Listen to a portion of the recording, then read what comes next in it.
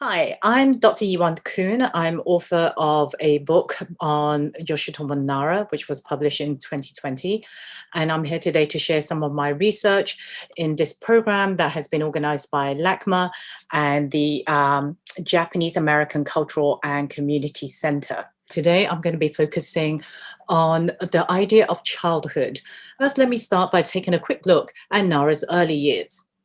He was born in 1959 in Hirosaki and the youngest of three children. His two brothers were 7 and 9 years older. So he was born at a time right in the immediate post-war era. And growing up in Hirosaki in 1960s, he experienced a town that was on the verge of expansion. It was slowly expanding to become a modern town. There was a local university, which was founded in 1949, which was part of a national educational reform, as well as the widespread commercialization of regional apple farming. This is an area that's very well known for their apples. Now, as a child growing up, his father was largely absent, and he was much closer to his mother. And we see a photograph of Nara with his mom here when he was around age 4 or 5. Now, she was a woman with a very strong work ethic, and she took on employment herself after Nara was born when the family actually needed additional income. But even when she was at home, she was constantly working, doing housework, often with Nara at her side, silently watching her carry out her duties. And I think that strong sense of work ethics is something that Nara continues today as an adult. The painting that I'm showing you above, it no longer exists, but we have a record of it. And this is the earliest painting by Nara when he was an art student. And in particular, what makes this painting interesting is that this is a painting of his own memories of the first house, his first home that he grew up with. So it's a record of his own childhood.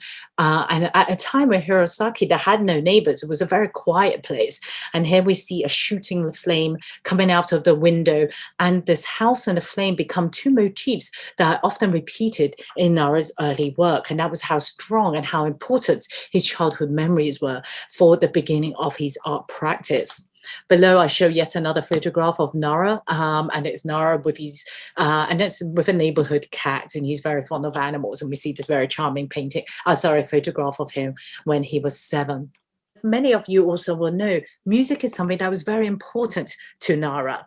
And this importance goes all the way to the very beginning of his art making. When he was a young child, when he was at the age of 8, he actually sent off for a kit to make his own radio, and he would listen to his radio as a beloved object that he would carry around. But the family also had radio stations, and had radios which were placed at different kinds of stations. And one night while he was in bed, he heard the sound of something he's never really heard before, and it was American music, or at least it was music that was coming from the nearby military base, because Hirosaki was also in the north, was very close to an American base, and there they would have the local radio for the soldiers who were based there. And Nara family radio was able to tap into that. So it was really his first exposure to different kinds of music. And you've got to remember, as a child at this age, he didn't know English. So what he was drawn to was the rhythm, the pulse, the music, the musicality of these songs that he was listening to, which could be rock, it could be folk, it was all kinds of different things.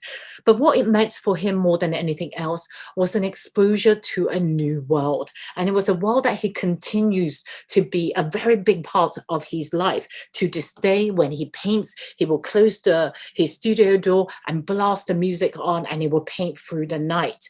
And what we are seeing here is a sort of, again, a recollection of that very particular important moment when he heard music for the first time.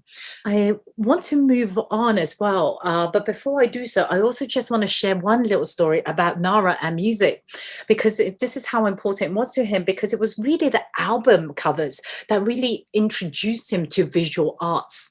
And it was these album covers and where he first explored different types of art forms. And he still remembers buying his first album. He saved all his money together, and what he then did was he walked into this record store, and he remembers opening that door and entering this world that seemed to be full of illicit pleasure because it was such an adult world. And for an 11-year-old child, it was very exciting.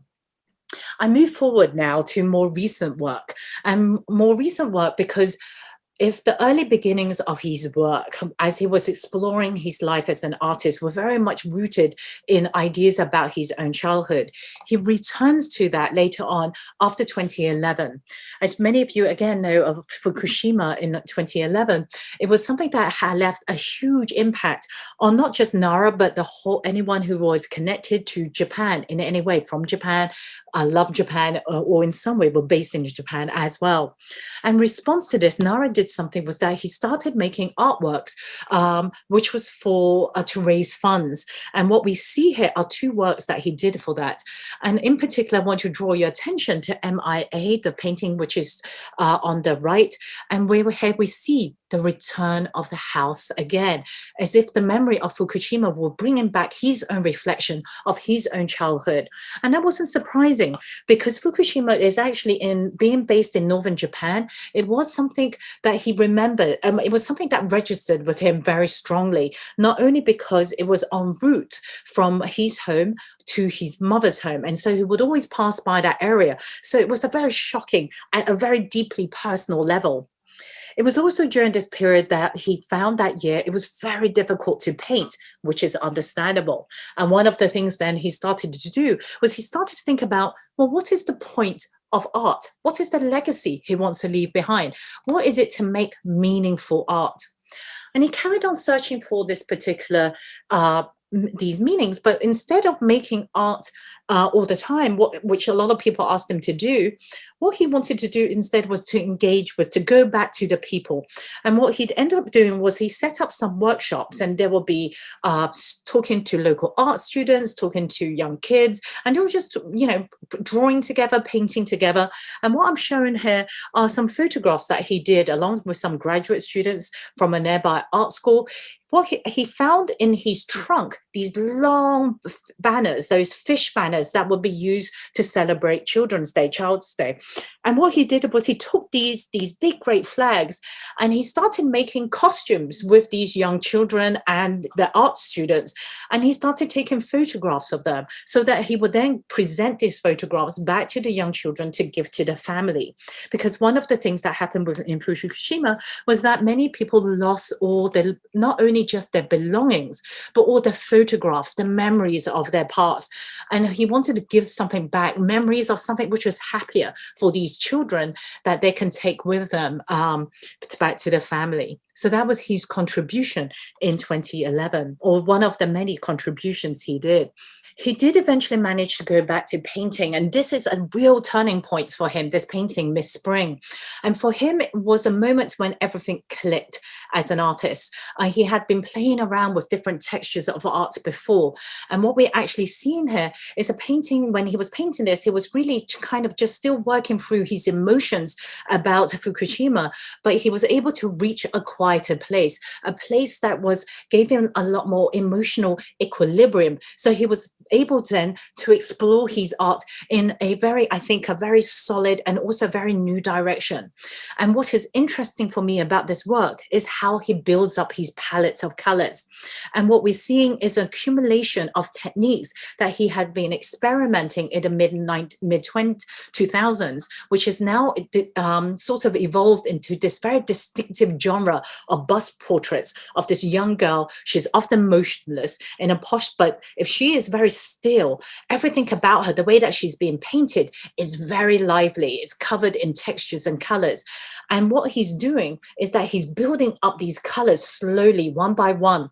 And this is far more difficult than it seems. So although the image is very simple, the building up of color is quite complex. In any one small area of this painting, you can actually see, if you look closely, many different layers of colors that he's putting one on top of the other, revealing just the edges sometimes of the color that had laid underneath it, keeping always a clarity and freshness of the color tones itself without making it messy. So one of the things that if you layer lots of colors, it can look very muddy or it can look too thick, but he's able to keep a smooth texture while keeping this feeling of different rhythms of painterly textures. So the cheek will have a different kind of feeling to it, a different kind of rhythm of textures from that of the top, that of the hair, and that of the eyes itself. So each part of the painting has a kind of different pulsating rhythms that's achieved through the layering of colors. And I just want to show you how that's achieved through a painting that I was very lucky to have gone to his studio at the time when he was making this work. And so I was able to capture some of the stages which I want to share with you. So this is actually a detail of the painting of Girl Left Behind the Night, which was made in 2019, before it is completed. And so this is one of the stages that we're seeing. It's close to completion. And you can see how he applies these layers of colors. And we can see he applies it differently in the hair, how it's different from how he achieves it in the face. And you may be surprised looking at this, how colorful and bright some of the layers are. And then he may cover it with a darker color, leaving only the edges of the sharper, fresher color behind. So it gives it a different kind of radiance. And here, yet again, the use of the white that he sees. And the next time you go to LACMA, you're looking at these paintings, stand closer and try and capture how many different layers of paint there are that actually exist beneath these portraits itself. They dance around with a lot of life once you start looking at them more closely. And this is Miss Spring once again. But to do so, to capture all of this, you need to stand very close by the painting. And that's what he wants you to do. He wants you to spend time standing still to look at these works. But I want to end with this image because I think part of this is a lot of what he's doing, thinking about the legacy of his own work and thinking about the value of what art can do, is I think Miss Forrest captures this very clear, very nicely. And I'm pairing this with the Shinto shrine because in some ways that's what Miss Forrest is. It is a return to the aura of a Shinto god. Here she stands very silent, very monumental in her presence, like a witness to the changes of the world. While she remains still, quiet, silent, as she watches like a guardian. And I think this goes back to his very beginnings when he was a young child scrambling on the hills behind a local Shinto shrine. And I think that's one of the things he's trying to do, to leave his art as a legacy to watch on as the world changes. Let me leave it there. Thank you for joining me today.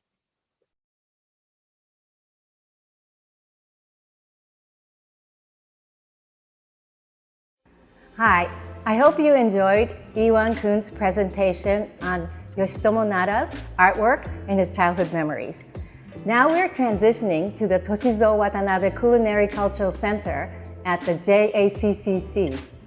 My name is Sonoko Sakai, and I am your cooking teacher today. We are going to be making a dish that called Chirashi Zushi. So for those who don't know what Chirashi Zushi is, Chirashi Zushi is a Japanese rice dish, and it's something that we would make it throughout the year, but especially for certain festivities like Girls' Day, which is on March 3rd, and my mother would also make it for Children's Day, which is May 5th. Whenever she had guests, it's like a big pilaf or paella, but it's a vinegared rice, I would say more of a salad-like dish than I would say a cooked hot dish. It's served at room temperature. Chirashi Zushi can be a combination of many different garnishes. Let's just go through what I have for you today. I'm gonna make an egg ribbon using 4 eggs. I blanched some green beans. I have watermelon radish. I have some shrimp that I pre-cooked. I have ikura, which is salmon roe. Shiso leaves, if you've never had shiso leaves, this is very similar to like a mint and a basil. It's very refreshing Japanese herb that grows very easily in the United States. I have edamame. This is just the frozen edamame that you can cook. I also have braised shiitake mushrooms. I have braised burdock, another pickled ingredient is this lotus root. The carrots were just blanched. So it just depends what you have. You look in your kitchen or you go to the farmer's market and see what looks colorful and fresh. And you basically could just blanch those ingredients and use it for your salad or for your Chirashi Zushi salad dish, rice dish. And the seasoning is gonna be a vinegar-based dressing made with vinegar, rice vinegar, salt, and sugar. So we're gonna make that dressing too. Growing up, I have certain memories associated with Chirashi Zushi. So one of the occasions that my mother made Chirashi Zushi was on my first birthday. And there's actually a picture of me sitting in a baby chair, a high chair, with a big plate of Chirashi Zushi that I am joyfully eating. I think that is probably one of the happiest memories in my life. And maybe that's why I love rice so much. So the first thing I want to do is I'm going to just show you how we braise the shiitake. And if you're using burdock, you could do the same thing. You take some dried shiitake mushrooms and you soak it for about 20 minutes, and then it reconstitutes itself. And that broth that you use to soak the mushrooms becomes the cooking broth. And so I have been cooking this for about 10 minutes. And see, it's already has reconstituted into this big mushroom. And we're gonna season it with kneading, which is sweet sake, and soy sauce, and some brown sugar and cane sugar. So we're gonna let this simmer until it is completely cooked down. And that might take about 15 to 20 minutes, but I have already cooked these two ingredients, and these are ready to be used. For the sushi, you want them to be bite-sized pieces, so I'm gonna cut them smaller. So this is the burdock. Burdock is a root. It's part of the carrot family, but it has a strong earthier flavor. And I love the combination of burdock, braised burdock, shiitake, and also carrots. You don't see this kind of ingredients go into restaurant type sushi setting because this is more home cooking. This is the carrot and this is the burdock. So in Japanese culture, roots bring good luck because it grounds you. Roots grow into the ground, and it has a way of grounding you. So by eating root vegetables, especially during New Year's, you feel like you are rooted. Well, here's another root. This is the watermelon radish that I rub with some salt and just a little sugar, and I just sliced them very thinly, and I want to put these in the sushi in its whole shape. I don't know if you ever worked with lotus, but lotus is such a whimsical vegetable. It has all these little holes, and we're always taught that you eat lotus and it's like a forward motion. It has a very positive meaning. Also, you can see through, right? It's looking out into the world, this curiosity. These are things that my grandmother, my mother taught us when she was serving these root vegetables. So roots are amazing, root vegetables, and they're good for you because it has a lot of fiber. I have some shiso leaves here, and shiso leaves are going to be incorporated into the rice, so I'm going to chop some. The way to do it quickly is you just roll it up like a cigar, like this, and then you chop it.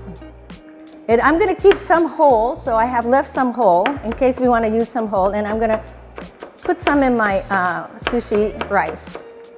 And whenever you put any sesame seeds, any kind of furikake, sprinkles, if you put ginger, these are yakumi, which is called medicinal foods. They aid in digestion, and herbs are always considered medicinal in Japan, including wasabi, by the way. I find Nara's paintings very colorful and lyrical.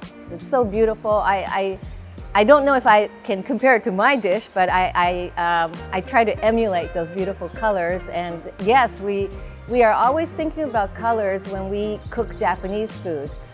Primary colors or subtle colors that to harmonize a dish, whether it's green, yellow, red, black, blue. These are colors that we are always using to emphasize and to bring your eyes to the dish. I actually saw myself. I was looking for myself, or I just thought that many of the images were very universal. Any child has some kind of experience that is similar to what he is drawing, maybe not as painful or strong, but we all have experience of sadness, of pain, of joy, of curious moments. Okay, so the next thing I want to do is make the egg crepes.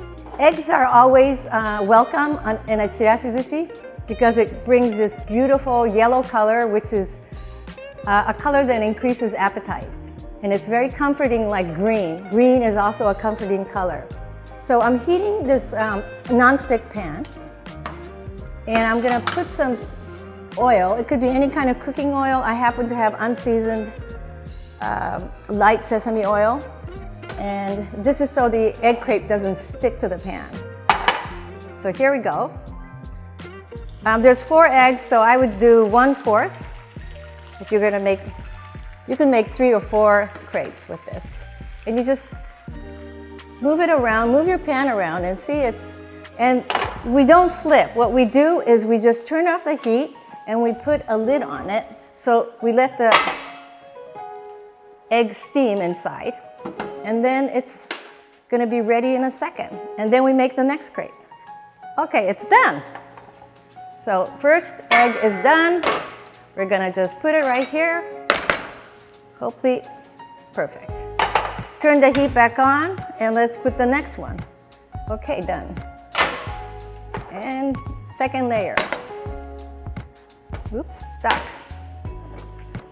All right. Okay, so now we're gonna do the final ones.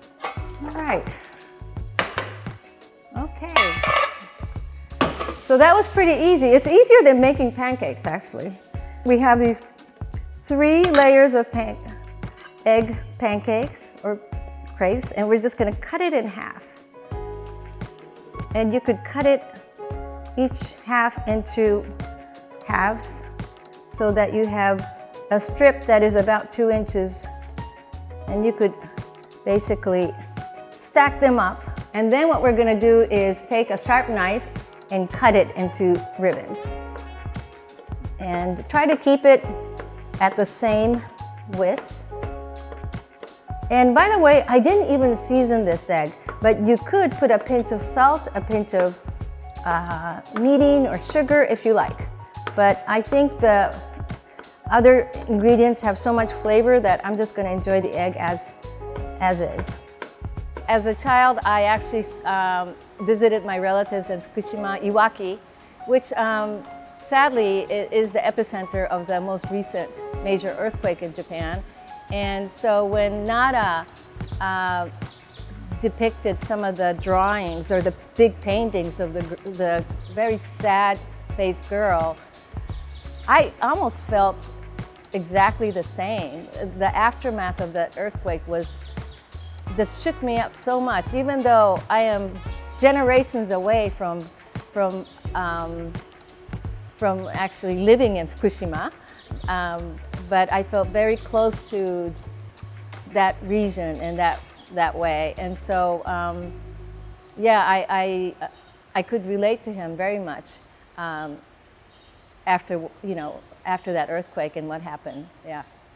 So now we're going to assemble the seasoning for the sushi rice. Rice vinegar, salt, and sugar. Now the sugar is, it seems like a lot, but what we're doing is we have about 8 cups or 9 cups of rice, so it ends up being not that sweet, but because it is a pickle rice, you do have to have salt and sugar so that it preserves in room temperature. Chirashi Zushi is not something you put in the refrigerator because the rice will get very hard. You eat it within the same day. So I'm just basically stirring this, and I'm going to add it to the hot rice that I just cooked. You always want to start with hot, freshly cooked rice. So you don't want a day-old rice. It's not going to help you incorporate the seasonings into the grains if you use like cold rice. So now let's put this rice while it's hot. Yeah, this is was done in a rice cooker, so very easy. And you want to just just spread it out. And what you want to do is you don't want to make mashed potato. You're just combining the dressing with the rice. So it's going to be sliced, the dressing is going to be basically sliced into the rice instead of stirred in. And I'll show you what I mean by that. We're going to quickly see how I'm slicing it at an angle. Just, and you could bring it around if you like. Okay, so now we have the basic sushi rice. And at this point, you could taste it and see if you like it. It's good. So now we're gonna add, I said this is a yakumi style sushi, chopped. I have 3 tablespoons of chopped ginger. And I'm gonna have beautiful shiso. Okay, so now you have your basic rice, and into the basic rice, you could incorporate some of these ingredients like your carrots, and I'm gonna put some of this, the burdock and the shiitake mushrooms. And this is just gonna be mixed in. Okay. So colorful. So you could see that once you have all the toppings, ready, there's not too much to do. It's just assemblage. So that's why it lends itself to like a party food. If you want to feed a lot of people, it's really kind of a eye stopper. Oh yeah, I want to do the field of yellow. So let's put some yellow. We'll put some greens. You know how I incorporated some of the vegetables underneath? You could do that with the greens also if you like. Now I'm putting the edamame because you could see them better. And I want to put a little bit of the fun wheels. So let's put a few of those around. It's the eye catcher, right? This is the pickled radish, so you could put some pickled radish in between. So I have to say, cooking is a wonderful way of expressing yourself. It may not be the painter in the studio, but you're the painter in the kitchen. But what I want you to remember is you always want to start with the freshest, most seasonal ingredients possible. I think if you start there, then your ingredients will be naturally beautiful. These shisho leaves could be used as a bed for the ikura, but you could put the ikura directly also if you like. Let's see how this works. You could move it anywhere you like, but just so people could have a nice treat of shiso with ikura. Okay, then I also have some ebi, which is just cooked white shrimp, so I thought I would put some ebi here. It's always festive to have something like ebi. By the way, ebi is bent when you cook it, it's bent, and it's actually the symbol of longevity. Red, it's not only red, but it makes you think of long life. So it's always a good luck thing to have that.